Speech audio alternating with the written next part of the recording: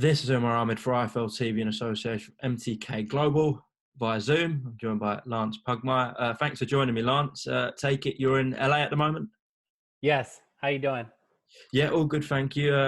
How are you managing in lockdown, firstly, Lance?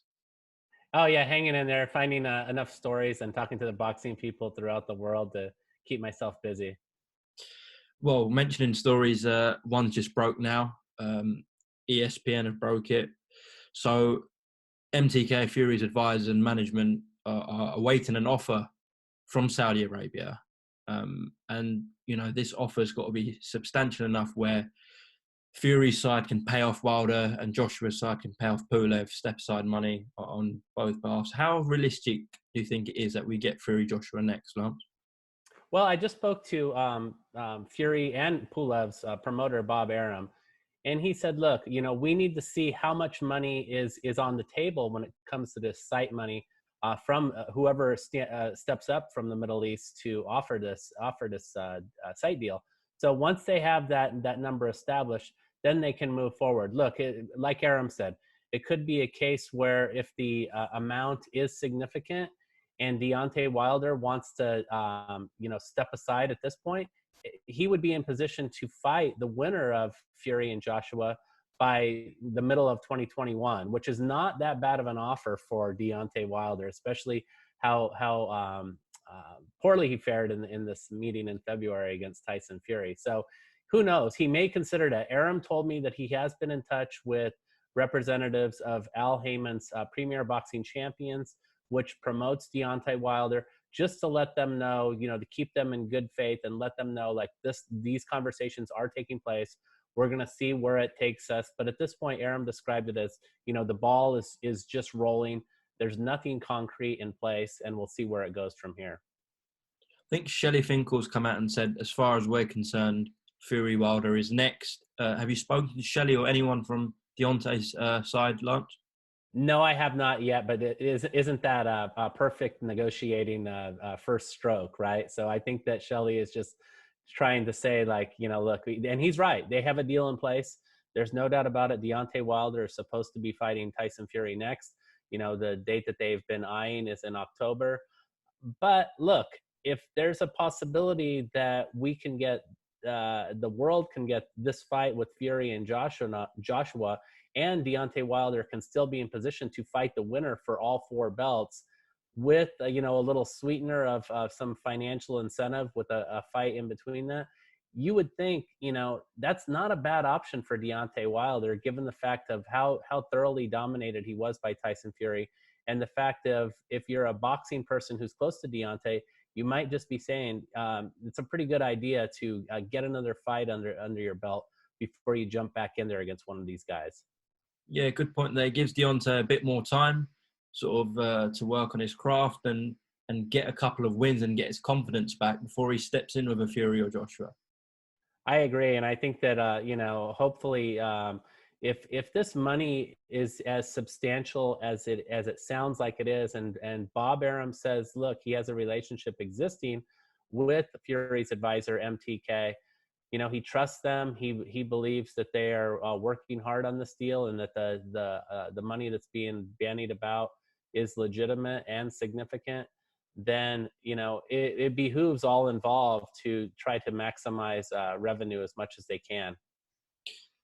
Lance, considering it's Saudi Arabia and the Middle East that this offer is coming from, do you think that makes it more realistic that Wilder and Pulev get enough financial incentive to step aside, because we know sort of the figures they're offering? And also a second part to this question, how much money do you think realistically Wilder and Pulev need? Wow, how much do they need? I mean, I think I think it's a little bit easier with Pulev because he's actually promoted by Bob Arum, who handles Fury as well. So I'm sure that Bob is going to be able to sit down and position from the point of good faith, saying, look, we're still going to get to you.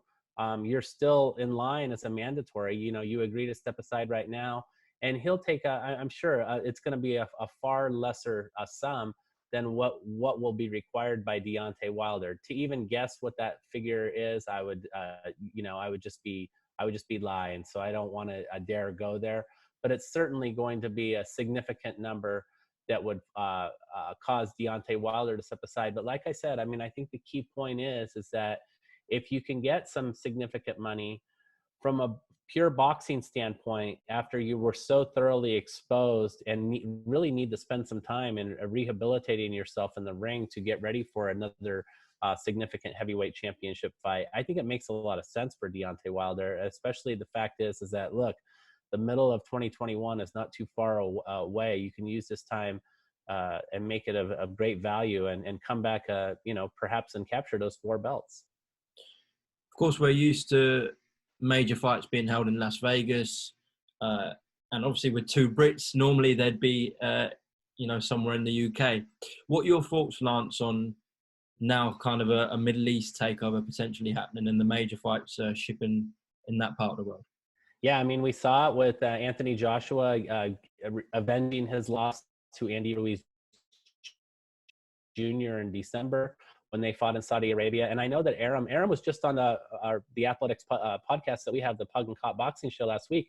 And he was saying to us, like, he was doubting that the Saudis, again, a lot of the figures in the Middle East would be willing right now, given, this oil crisis that's going on, to really be willing to step up and pay the kind of money that's going to be required to land this fight. But again, talking to Aram today, he's very convinced that MTK feels very good about the numbers that have been discussed.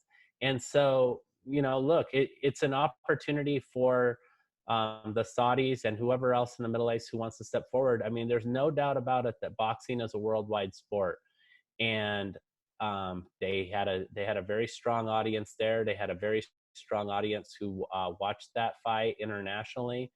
And so, look, if they're the ones who want to step up and now establish themselves as a boxing destination in the world, more power to them. And you can be, certain, as you know, many boxing promoters yourself, they will be eager to take their money. I can agree with you on that one, definitely.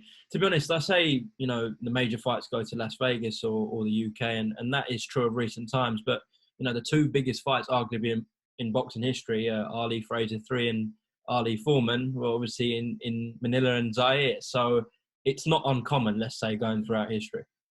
No doubt about it. These things happen. And sometimes, some people with a lot of money are big boxing fans, and this is the way that they want to spend their money.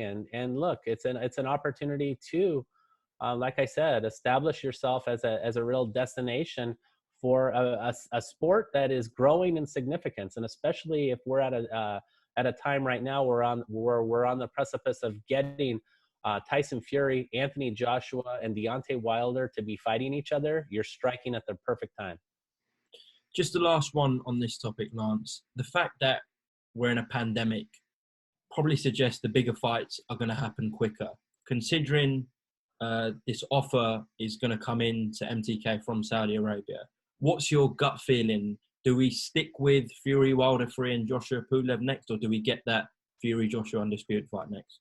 The thing is that I think one of the things, in addition to finding out how much money is in Saudi Arabia and the Middle East, is finding out exactly what their own rules on, being quarantined are. Because obviously in this country, we're looking at a situation. I mean, I'm in California here, and the governor is talking about no live sporting events in the state through all of the remainder of 2020. So look, we want to have it's scheduled to be Tyson Fury, Deontay Wilder 3 in Las Vegas, but can that fight truly happen without any fans in it? Clearly, they're going to want a live gate that's going to be in excess of $20 million.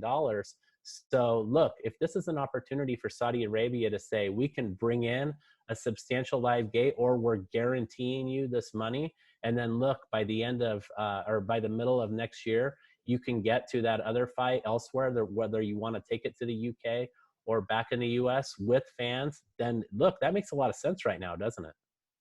Definitely. Lance, moving away from this, a couple of weeks ago, obviously the whole boxing world was talking about a tricky issue with some of Devin Haney's comments, saying that he'll never lose to a white boy in his lifetime, similar to what Bernard Hopkins said to Joe Calzaghe. Thoughts on this, Lance? Look, I mean, I think Devin has already come out with an apology of sorts for saying those things, and being, insensitive to, what he was meaning to say. I mean, however he meant it to say is something that only Devin Haney truly knows.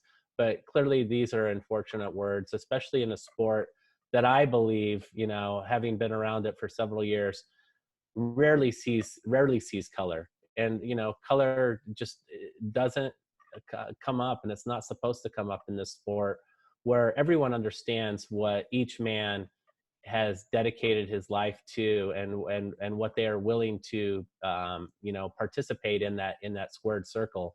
So I think, look, in hindsight, Devin Haney, a very young man, regrets those words, and I'm sure that he feels bad about saying them in the first place. Yeah, I think most would agree with that, Lance. Just lastly, the situation we're in right now is affecting every business in the world, likewise boxing. How do you think we're going to come out of this? Are we going to see the bigger fights quicker? Are we going to see, TV cutting back on the amount they spend on cards, etc., and boxing suffering as a result of this pandemic? I think there's going to be more TV money because TV needs live content, but there is going to be maybe some hesitation away from staging these big fights because, again, they're not going to be able to count on that live gate money. I mean, they can go to places like, Florida right now seems a little bit receptive about staging some events without fans. Will they be more willing in a few months to bring the fans in? Some of these other states are not. And when you're talking about these big significant fights, I mean, think about in September, we're supposed to have a third fight between Canelo Alvarez and Gennady Golovkin. Right now, you can't guarantee that there's going to be fans in a venue in Las Vegas or Texas, where it's supposed to be in Texas.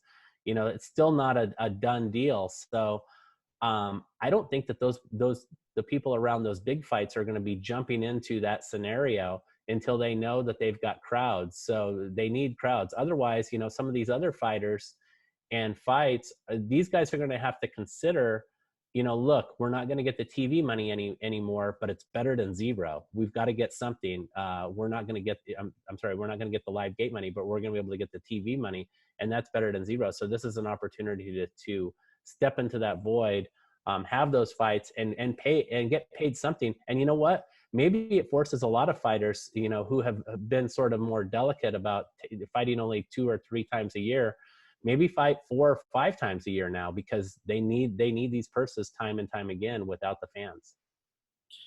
Okay, Lance, I appreciate you talking to IFL TV and jumping on quickly. Hopefully you manage okay for the rest of lockdown, and we see live sport. Hopefully, I say hopefully this year. But yeah, thanks for your time and stay safe. Thank you. You too. Thank you so much for having me on. Cheers. No problem. Thank you, Lance.